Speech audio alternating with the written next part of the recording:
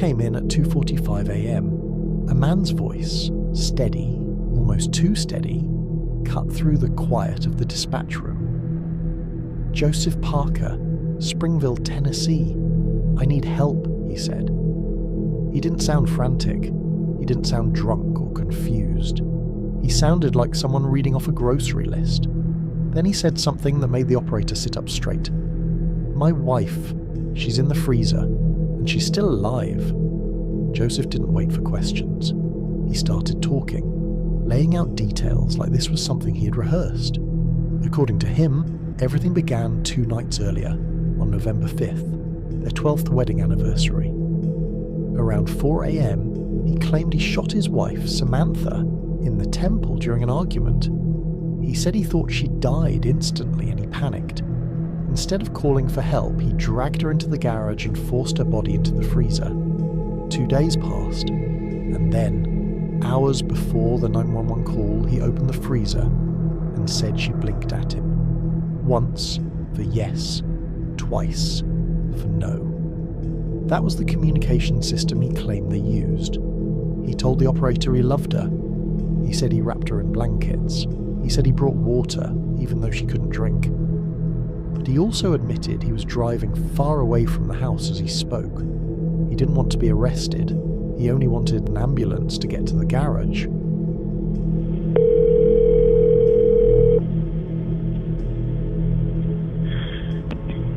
"911 location of your emergency." Yes, 2 Lydell Lane. In Springfield? Lydesvale. You're in Springfield? Yes, Springfield, Tennessee. It's right behind Oakland Farms. Okay, what's going on? Alright, this is what happened. I've been married 12 years. On the 4th, which would have been 2 nights ago at 4 a.m., I shot my wife in the temple of her head. I thought I killed her. And I put her in the freezer out in the garage. Well, I checked on her tonight, and she's not dead. She's got a big hole in the temple of her head. And to get her body moved around in there. I think I broke her wrist. You know, she was frozen from being in the thing. She's been in the thing 48 hours now. This is no prank call. I need somebody to get out there and help her. I've cleared the premises. I've got away. You know, I'm not going to be there. But I promise you this is a legit call, and I need somebody to get out there and help her, because I still love her. It's hard to believe that after that, you know, but, you know, I need to get somebody out there to help her. Okay, what happened that caused you to do that? It's a long story. Don't want to get into it. Just want to get into getting somebody out there to help her. I left the front door open. I left all the lights on in the house, so it would be kind of easy to spot. It's the last house on the right on Clydesdale Lane. But I left the front door open, and she's in the garage. You go through the kitchen to get into the garage, and you'll see her once you get in the garage. And she's a mess. She can't talk. I just get her to blink. Blink once means yes, blink twice means no. And, so I told her, around the road, 10, 15 miles, I'm going to call 911 and get you some help out here. I thought she'd been dead 2 days, and when I checked on her, she was still alive. She's been frozen for 2 days. She's frozen solid. It's amazing she's still alive. She's got a big hole in the temple of her head. I shot her with a .38 caliber handgun. And there's a big hole in the temple of her head. I didn't see an exit one. What is her name? Samantha Parker. She a white female? Yes. How old is she? 43 years old. And how long ago did you leave there? An hour ago. And that's the last time you saw her? Yes, that's the last time I saw her.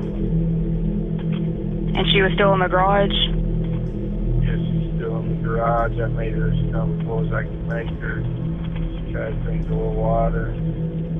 So we skipped the call. They're doing her job. She's in bad shape. Really needs Samantha to help her. And the address is 246 Clydesdale Lane? Yes, ma'am. When officers arrived, they saw Samantha before they even opened the lid, strands of her red hair trapped between the freezer and the seal. The cold air rolled out as they lifted it, and inside they found the truth Joseph had left behind. She wasn't just placed there, she had been forced in, crushed in, violently packed into the cramped space. Her left leg had been sawed off to make her fit. Deep, brutal cuts marked her body. Nothing about it matched Joseph's calm description of keeping her comfortable, and the detail that unraveled his entire story. Samantha had been dead the whole time. She hadn't survived 48 hours, she hadn't blinked. The moment the gun went off, her life ended. Whatever Joseph thought he saw later, those responses, the blinking, the communication, came from the drugs found in his system. The hallucinations had made him believe he was speaking to his wife long after she was gone. By the time officers uncovered her body, Joseph Parker was nowhere near Springville. He was already running. Police tracked his car later that same day as he tried to leave the state. They blocked him in, weapons drawn, expecting a standoff. There was none. When they opened the door, Joseph sat slumped in the driver's seat, a gun still in his hand. One shot to the head, self-inflicted. He had ended his life before anyone could arrest him. There was no confession, no explanation, no motive spoken aloud.